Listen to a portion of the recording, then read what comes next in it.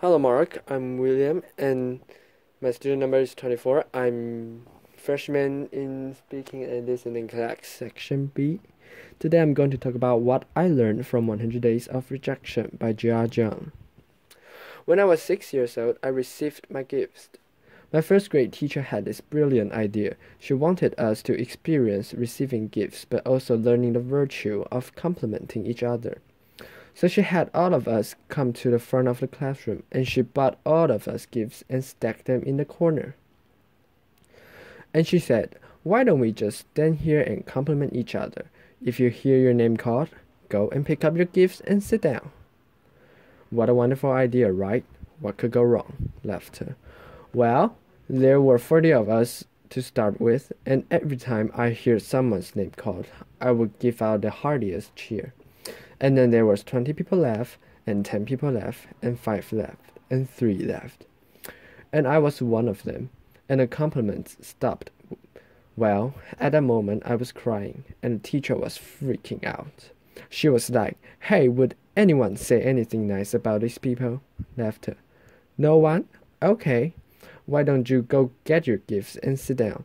So behave next year, someone might say something nice about you. Laughter.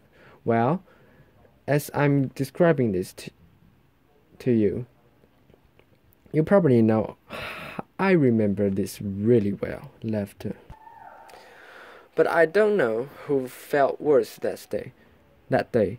Was it me or the teacher? She must have realized that she turned a team building event into a public roast for 6-year-olds.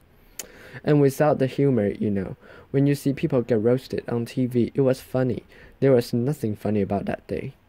So that was one version of me, and I would die to avoid being in that situation again. To get rejection in public again, that's one version. Then fast forward 8 years, Bill Gates came to my hometown, Beijing, China, to speak. And I saw this message. I fell in love with that guy. I thought, wow, I know that what I want to do now. That night, I wrote a letter to my family telling them, by age 25, I will build the biggest company in the world, and that company will buy Microsoft. Laughter. I totally embraced this idea of conquering this world. Domination, right? And I didn't make this up. I did write that letter, and here it is. Laughter. You don't have to read it through. Laughter. This is also bad handwriting, but I did highlight some keywords. You get the idea. Laughter. So that was another version of me, one who will conquer the world. Well, then 2 years later, I was presented with the opportunity to come to the United States. I jumped on it because that was where Bill Gates lived, right? Laughter. I thought that was the start of my entrepreneurial journey. Then, fast forward another 14 years, I was 30. Nope, I didn't build that company. I didn't even start. I was actually a marketing manager for a Fortune 500 company. And I feel I was stopped. I was stagnant. Why is that? Where is that 14-year-old who wrote that letter? It's not because he didn't try. It's because every time I had a new idea, even every time I wanted to try something new, even at work, I wanted to make a proposal. I wanted to speak up in front of people in the group. I feel there was this constant battle between the 14-year-old and the 6-year-old. One wanted to conquer the world, make a difference. Another was afraid of rejection, and every time that 6-year-old won. And this fear even persisted after I started my own company. I started my own company when I was 30. If you want to be Bill Gates, you got to start sooner or later, right? When I was an entrepreneur, I was presented with an investment opportunity, and then I was turned down. And that rejection hurt me. It hurt me so bad that I wanted to quit right there. But then I thought, hey, would Bill Gates quit after the simple investment rejection? Would any successful entrepreneur quit like that? No way. And this is where it clicked for me. Okay, I can build a better company. I can build a better team or a better product. But one thing for sure, I've got to be a better leader. I've got to be a better person. I cannot let a 6-year-old keep dictating my life anymore. I have to put him back in his place. So this is where I went online and looked for help. Google was my friend. Laughter. I searched, how do I overcome the fear of rejection? I came up with a bunch of psychology articles about where the fear and pains are coming from. Then I came up with a bunch of rah-rah inspirational article with don't take it personally, just overcome it. Who doesn't know that? Laughter. But why was I still so scared? Then I found this website by luck. It's called rejectiontherapy.com. Laughter. Rejection therapy was this game invented by this Canadian entrepreneur. His name is Jason Comley, and basically the idea of 30 days you go out and look for rejection, and every day get rejected at something. And then by the end, you desensitize yourself from the pain, and I love that idea. Laughter. I said, you know what? I'm going to do this, and I'll feel myself getting rejected 100 days. And I came up with my own rejection ideas, and I made a video blog out of it. And so here's what I did. This is the blog looked like. Day 1. Laughter. Borrow $100 from a stranger. So this is where I went to where I was working. I came downstairs and I saw this big guy sitting behind the desk. He looked like a security guard. So I just approached him, and I was just walking, and that was the longest walk of my life. Hair on the back of my neck standing up. I was sweating and my heart was pounding. And I got there and said, hey sir, can I borrow $100 from you? Laughter. And he looked up. He's like, no, why?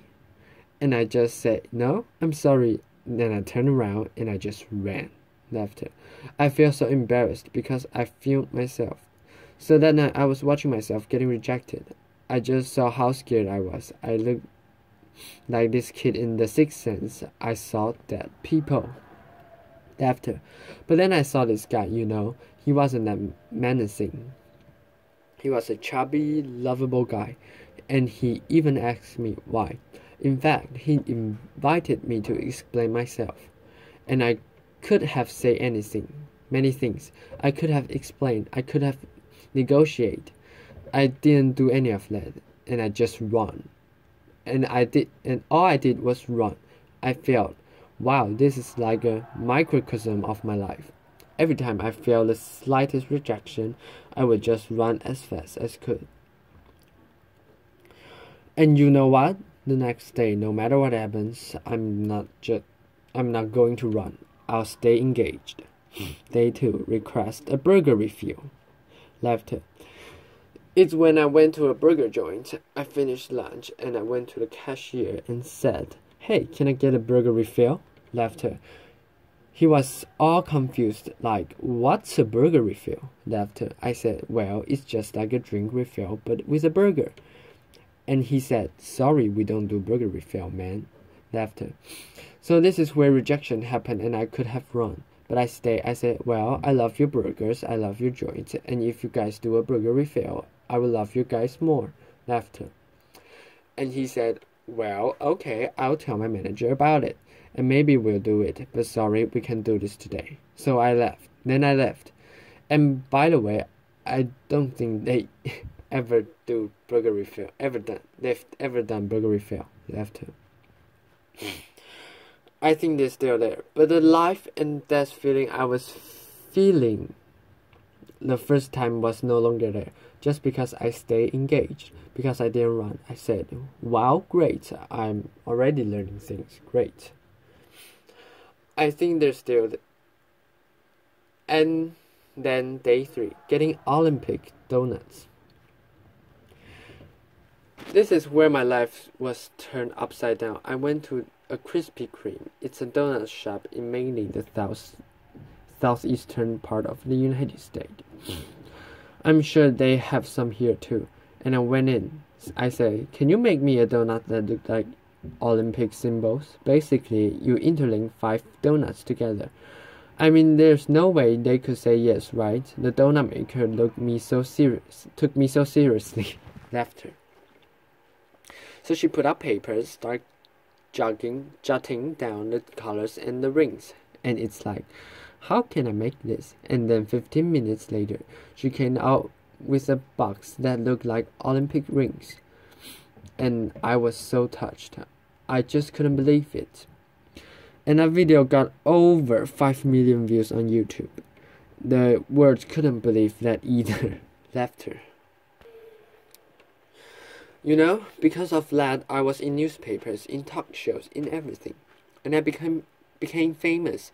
A lot of people started writing emails to me and saying, what you're doing, it's awesome. But you know, fame and notoriety did not do anything to me.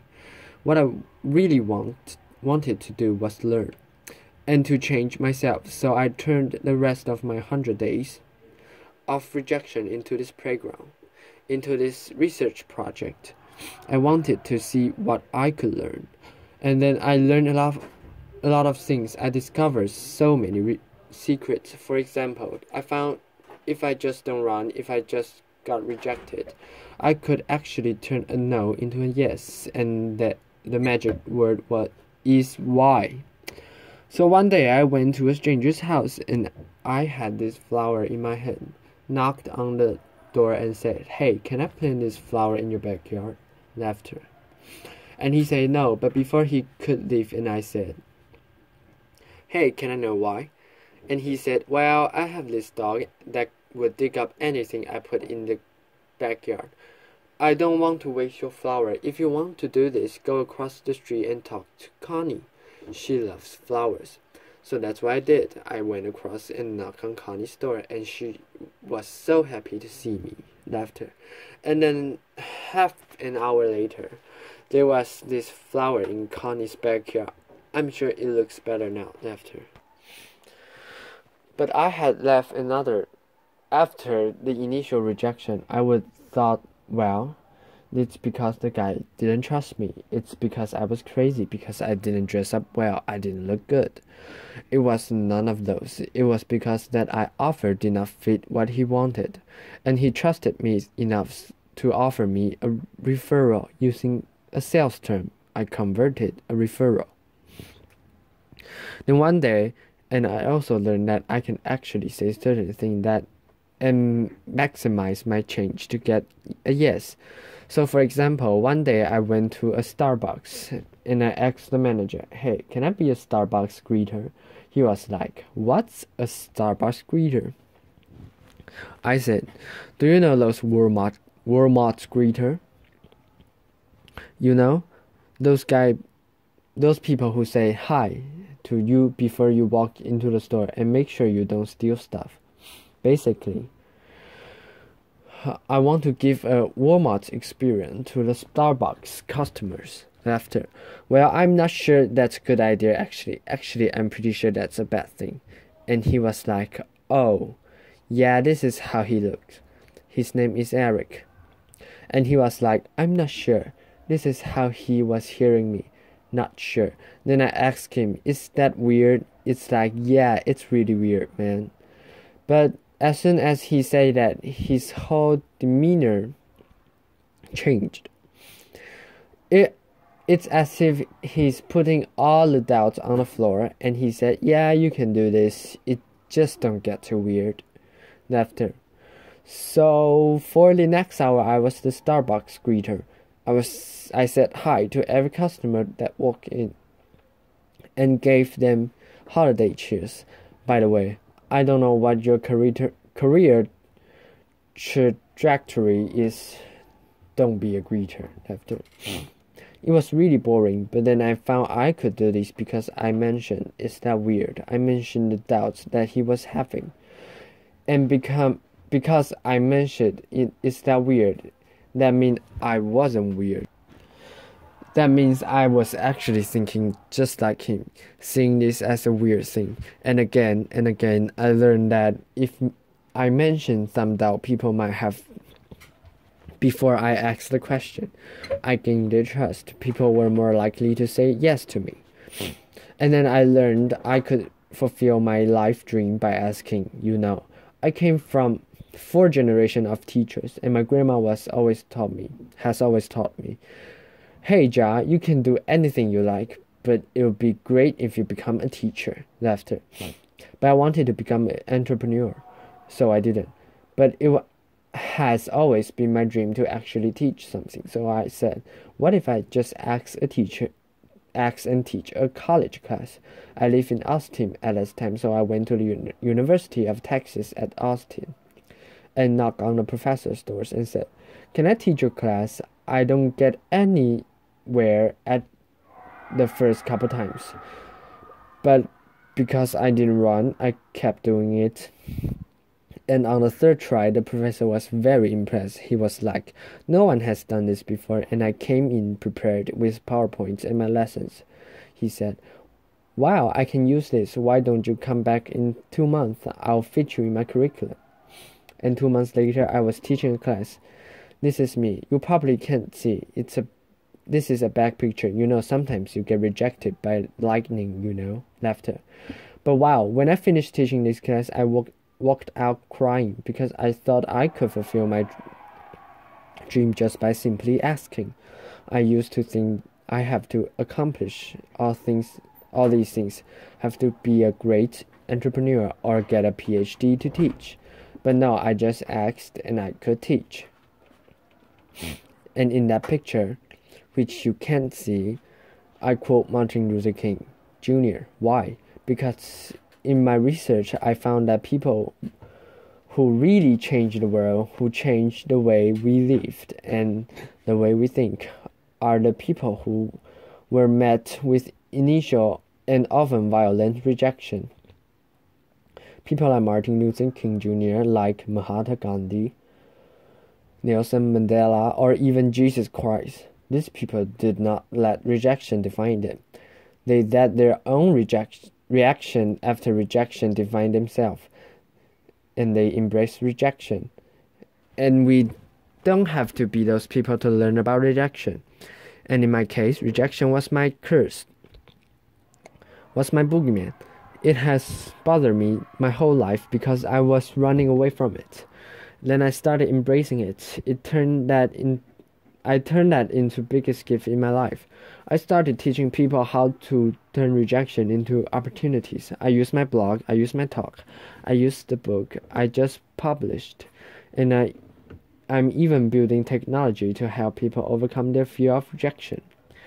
When you get rejected in life, when you are facing the next obstacle or next failure, consider the possibilities, don't run.